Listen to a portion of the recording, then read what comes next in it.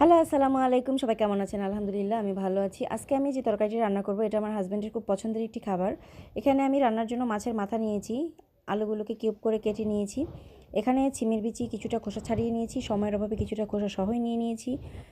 একটা আধা পাকা টমেটো কেটে নিয়েছি।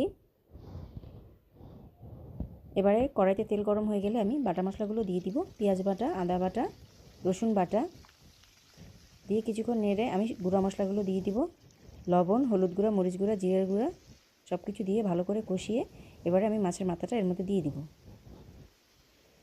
মাথাটাকে দেওয়ার পর মশলার সাথে ভালো করে কিছুক্ষণ নেড়েচেড়ে কষিয়ে নিতে হবে।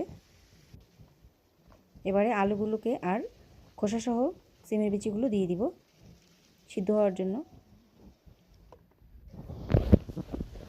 এবারে বাকি সিমের বিচি আর টমেটোটা দিয়ে আমি একটু ঝোলের পানি দিয়ে ঢাকনা দিয়ে দিব রান্না হওয়ার জন্য।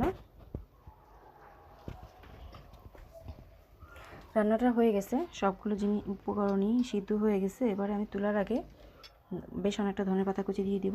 ভিডিওটি কেমন লাগলো কমেন্ট করে জানাতে পারেন। ভালো লাগলে লাইক করে দিবেন, আমার চ্যানেলটিকে সাবস্ক্রাইব করে দিবেন। সবাই ভালো থাকবেন। আল্লাহ হাফেজ।